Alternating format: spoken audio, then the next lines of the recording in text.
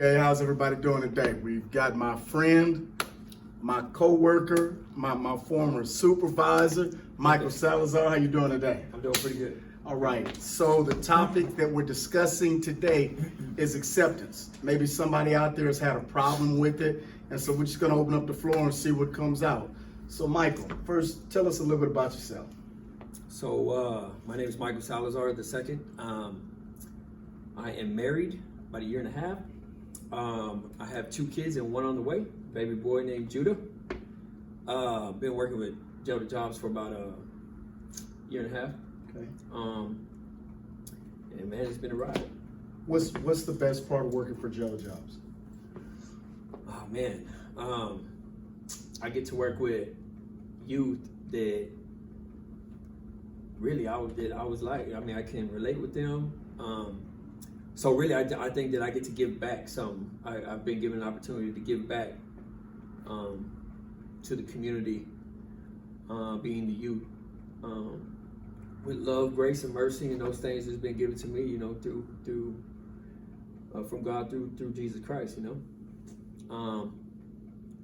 So I think the best part about working for Jello Jobs is that I get to not only coach and teach, but I get to learn about myself as well.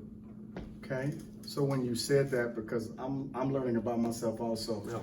can you just like one thing, because so many times we hear about people, I'm doing this in the community, I'm helping, I'm serving, I'm doing all this, and it's for God's glory and a good purpose, but there's also, I have to be getting something out of it. So what are you getting, just one thing you're getting out of being able to work with the youth and serve them so well? That's a good question.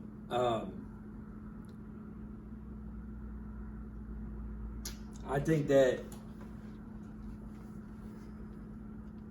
I'm finding out how to love others well, by receiving that same kind of love from them. So really, I came in here trying to be the one giving that stuff, not even really knowing what I needed myself, and because I didn't know, but God knew. And that's what I think it's all about. I think it's about love and loving yourself so you can love them well. Good stuff. So acceptance. Mm-hmm. When did you first realize that you needed or wanted other people's acceptance? When you actually realized it? Man, I think I'm still realizing that I want people's acceptance, because I like to try to tell myself that I don't want it or even need it. And even though with the head knowledge of like that I don't want man's approval or man's acceptance for me, because I know whose I am, right? I know that I belong to God, but because of my flesh, that's a struggle with me, because everything that I do seems to be looking for some type of acceptance. So I think that I realized it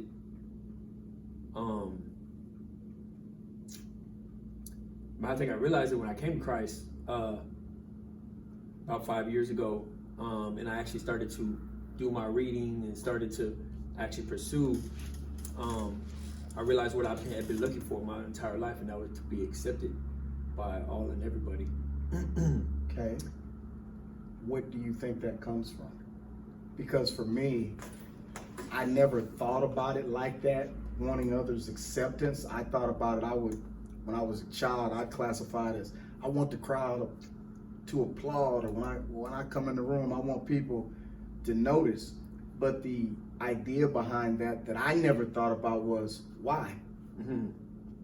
Because you want to be accepted. So for me, it looked like applause when you do good things, or attention when you came into a room, but the bottom line was I wanted approval of others. And the reason I wanted approval for others because I put my value in what other people thought about me. Mm-hmm. And that even translated when I got older. The first car I was able to buy, it wasn't the car that I wanted, it was the car that I thought would garner the most attention. Mm-hmm. And even my second car, well, actually was a truck, a SUV, I was like, wow, man, I need to, what do I want? Mm-hmm. What kind of woman do I want? Mm-hmm. What kind of things, material things do I want? And at the time I was living so fast, I just deleted it. Yeah. And was just like, that's how I'm living. So that's why I asked you, what was at the bottom of it? I think for me, I learned early on that, or felt that what I was, just plain Michael Salazar, who I was, wasn't enough. And that happened early in the age, because, you know, first and foremost, my parents got divorced, I think when I was like 3 or something like that. So what was constant in my life was all of a sudden ripped away. And I don't know if it's natural or not, but what happened to me was, if what's constant can be removed so quickly, maybe there was something wrong with either the family or even worse, me. Right? So like if my dad, because I couldn't see their issues, I couldn't recognize the issues, I just thought it was normal living. But what I realized was that it was gone. You know, and then I just think there's something natural about when things go away, you look at yourself and you're just like, so then with that being removed, what followed was me trying to win whatever I was lacking, which I didn't even understand. I was trying to win or gain something, so I didn't feel that anymore. And that's why I went everywhere. I was like a leaf in the wind that if somebody paid attention to me or somebody like said something to me, I went at it and I went hard.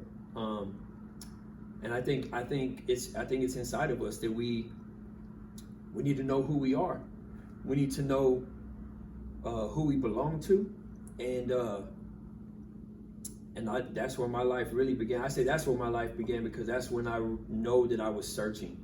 I was searching for someone to tell me who I was, and then that's when I ended up being everything that the world has to offer, and the world has to offer everything. So I then found out that I still didn't know who I was because I was everything. I get that because when you were speaking, I don't know why, but that triggered something in me. It's like, it came to me like, next question, and I'm like, no, I need to answer that question. When you didn't get the attention that you wanted, did that ever cause you to act out? And when that question came to me as you were speaking, I asked myself, and I remember time, yes, I acted out. Sometimes violently, sometimes I turned super manipulative, meaning I was already manipulating, but it would just like be turned up. Yeah. And it was just to gratify the fact that I want to feel approved. And so if I can get her, or I can get that, or you just make me mad and I act the way I want to act, and it changes the environment or it changes the party, then you're gonna pay me attention. So has it ever looked like that or something like that for you when you weren't getting what you wanted, the attention from people? Yeah, so I found out quick that I wasn't satisfied with the attention I was getting. So because I turned into a performer, right? I played sports, but that never really worked for me. I needed more. So then I moved on to girls, right? And then I moved on to, but I was also emotional, right? So like if I was kicking it with the women, because I understood women because I have sisters, nothing but sisters until my mama had me and baby brother, and then that's 10 years apart or 9 years apart. So we was never connected the way I wanted to be connected because of the difference, right? But I understood women, how they worked a little bit different because I was around them a lot. So the dudes never approved of me, right? So I then got filled up with I felt misunderstood. But what's interesting about feeling misunderstood is I didn't understand myself, so I couldn't even pinpoint that. So now that I didn't understand myself, I started doing what you're saying and acting out. And what I never was really intended or molded into was to be that aggressive, angry dude. So because I couldn't ever articulate, or I couldn't even understand my emotions, I went out and banged it out with some dude, and what happened there was people that didn't pay attention to me all of a sudden was like, Michael Salazar, boom, man, that dude got out there, you know. So it didn't even matter winning or losing anymore. What mattered was people know me now. You feel me? I took a stance, and then try to take that power that I never ever had from me, and I was gonna get down with you too. And that was another space that I was never gonna give up, because it's the only time I ever felt like I was being true to myself, because losing myself got me all of this. So I was willing to literally sacrifice everything that I thought I knew. I was willing to go home and convince myself in the mirror that who I had become, even though it made me feel bad, was right. Because what the world was telling me, that's what it is. That's respect, that's love. How you was feeling before, being emotional and trying to talk it out and figure it out, that's whack. Like you really weak if you trying to do that. Well, why don't you go over here and do this? Why don't you go ahead and start manipulating people and even yourself? Why don't you go ahead and start lying to yourself so you could feel better about that situation while you're over here stepping on everybody else's face? You know, they don't. And honestly, I spent more time trying to convince myself that I could hold on to it, because to me at that time I was winning. So it made sense. So when did all of that come together? And when I say come together, that's a neat way to say sooner or later you had to hit a wall living that way. Because you wouldn't be here now if there had not been a wall. Yeah, so fast forward, all that stuff I was talking about, that was up to about high school. But then I found out that I could hide all my insecurities and inadequacies by jumping into drugs. So I jumped into drugs, and the funny thing about drugs is I was trying to run away from pain, failing to acknowledge the pain I was already in. So I ran from pain to pain. But that pain was so much stronger because it kept me blind. It kept me blind, so I could talk, I could walk, I could fight, I could do anything on drugs except look myself in the mirror and be all right with it. So I went from 20 years old to about 31 years old as a methamphetamine addict, and then a drug dealer to support my habit, but also pursue false love and false respect and things like that. So that's over a decade of my life. And then thinking that I had faith the entire time. But I never really had any faith at all, and my life showed it. So in 2015, I was fixing to deal some drugs, and my heart was different, because everything that I had accepted about myself, about being a dope dealer and using drugs and all that stuff I had accepted up to that point, all of a sudden my heart shifted for a moment. But I could understand it, I could feel it, I could see it. And I knew somehow, some way, I knew that if my heart changed for that moment, it was for a reason. And I knew who was behind it. Must have been. Because I had already done everything in my life to literally kill myself. And it hadn't happened yet. So if it hadn't happened yet, and I didn't do anything to change my heart, I didn't make up my mind. It felt like an intervention for me, something that I needed and I probably wanted, but I didn't have the courage to go after it. Because it meant I had to admit and acknowledge that everything I had pursued wasn't real to begin with. And my whole life was a lie. And that was hard for me to accept. But what was harder for me to accept was that I was going to choose death over that moment of life that I got. And then 2015, I put the drugs down for a moment, gave my life to Christ, and then life got harder than it ever got because now I could choose. Now I was willing to choose, and now I was willing to actually accept what God says about me rather than everything that I think I know about myself, because clearly I didn't. And that's when I think even the word acceptance, that was hard to accept. The word acceptance being that to take up the trueness of what is actually there rather than what I believe it to be. When you were sharing that, the thought that came to my mind, a lot of people don't understand that. Like, people tell people, change your life, stop doing this, stop doing that. But if this is who I have made myself, what I'm hearing is, if I throw away my pride, what do I have? Mm-hmm. My pride is what I lean on to get me through. And so that's why a lot of times when I'm speaking to people, the same understanding that I had back then, which is when I'm telling you to get rid of some of this negativity, I also have to be there to say something's going to take its place. Otherwise, you may look at it like I looked at it, like, okay, I know that this pride is getting me in trouble, but that's who I am. Mm-hmm. That's what carries me. When I walk into the room, rather than being paranoid or wondering who's watching me or what do I have, I've got this pride, and I'm like, I'm all right. So if I get rid of it, who really am I? Mm-hmm. And so I understand that, because that's a very difficult thing. It's something that needs to be done. I need to get rid of these crutches or these lies. But what do I have? And what I found, the wonderful part, just like you did, Jesus is there. Amen.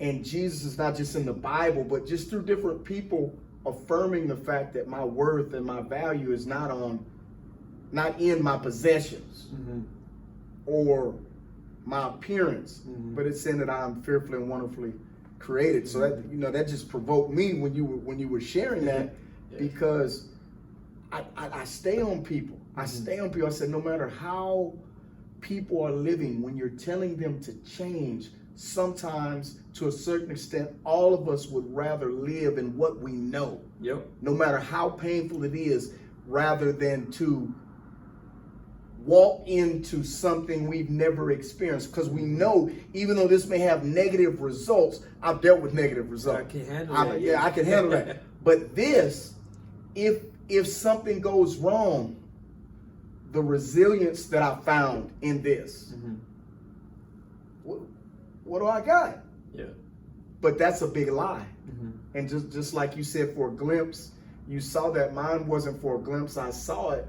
But when I was just able to peek beyond that curtain, God just gave me enough hope to, okay, you did this for me. You changed my heart, God. So I never could have done that. So that gave me hope. Right. I couldn't see. Like, you saw a difference and you're like, okay, I want that. I was like, only you could change me. So since you changed me, that's where my assurance and confidence comes from. When nobody else is affirming me, or when nobody else is telling me you did good, or when nobody else even sees me. And I think there's something important, though, because I think, when people hear stories like ours, right, and they talk about the curtain or being able to see for a moment, right? What was funny about that is that I can forget that. You know what I'm saying? I can forget what God says about me. I can forget that moment where it was so life-changing, because that's what it was. But then I'm still trapped up in this flesh, and surrounded around these environments and the work that we do. You see someone, you're looking at yourself in the mirror with the youth, right? And so the prayer will be for me is just the Lord, like, keep me in this place that I can remember and never forget, because even though I don't want to leave, I don't want to ever walk away from you, the trueness about me and my sin is that I don't always choose Jesus. But it doesn't change. That doesn't mean just because I become unfaithful at some point in time that he is not faithful to me. You know what I'm saying? He does not change just because I change. here and there or whatever. So when my faith becomes small or whatever, it doesn't change anything about him. And that's something that I had to learn over time. And he's revealed himself over and over and over again. So if I think about, have you answered my prayer? It'd be like, man, he's done so much more for me because he keeps me there. So, man, if I try to forget and get all entitled or whatever, he knows what I need, you know? So I just had to open my hands up. Just open my hands up and be like, you know what? You did. You showed me something. You changed my heart for me. So now I can see that I was created by you and for you. Therefore, my life is yours. Good stuff. Good stuff.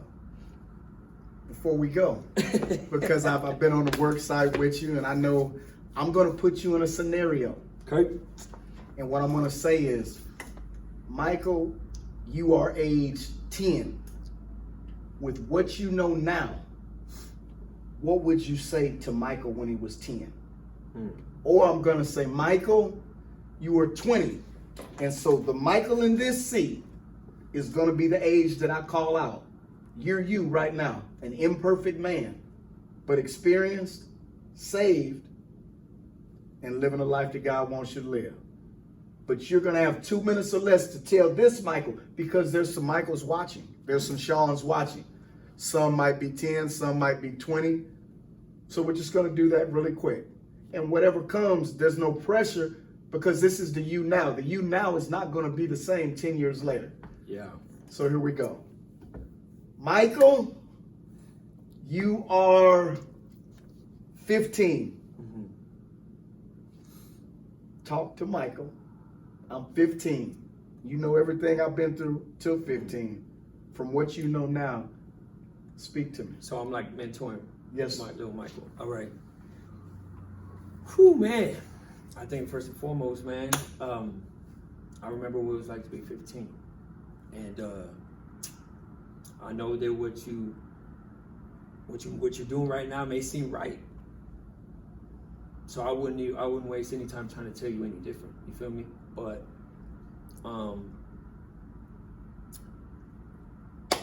man, I just think that if you are willing, right? If you're willing to wrestle, I'm not going to ask you to change your life. I'm not going to ask you to do anything different. I am going to ask you to consider wrestling with these things that you believe in.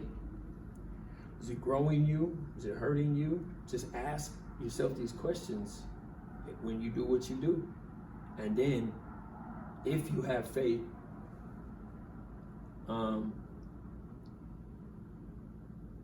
have the courage to go the way that you know that you're supposed to go. But if you don't, know that it's gonna be all right. Know that it ain't the end.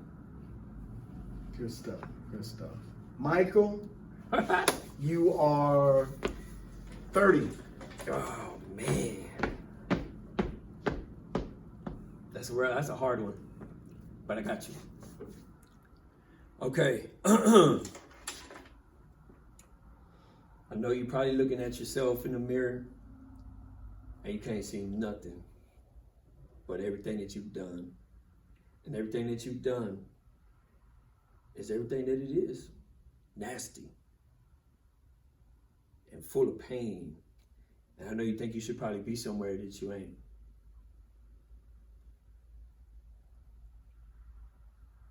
And I know that you feel like it'd probably be better off if you weren't around. But I remind you that people are looking to you and that God can do something with that. He can do something with that because he did it for me. And I just want you to know that that's going to be one of the hardest things in your life for you to accept. But what I found is that my life was never my own. And as soon as I realized that, it all started to make sense. Good stuff. Good stuff. This the kind of stuff that the youth get at Jail to Jobs. That's the kind of stuff I get. Last one before we end this interview. Man. Michael, Yeah. you are 50. So I'm a hero now. Okay. Michael, you were 50. I'd probably say, man, it's been a ride, ain't it? But I would say, man, that looking back on my life, I wouldn't change a thing, because if I really believe what I say I believe when my life is not my own, then everything that I do, no matter where I go, no matter what my measure of success is, or anything that I have, if my life isn't devoted and committed to,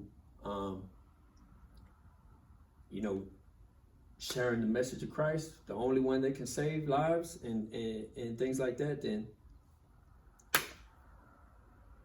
my life was smoke.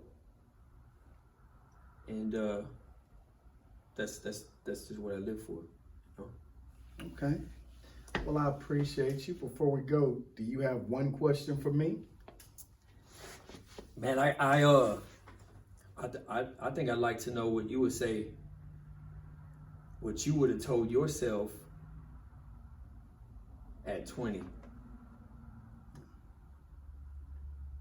From where you're at right now. From where you're at right now, what you would have told. So you're 20-year-old Sean. 20-year-old. Say, son. look, watch this. I know you're feeling yourself. Yeah. I see what's happening. I see what's going on. But tell me what's going on the inside. I'm not worried about what I see. I see what I see. But tell me what's going on the inside.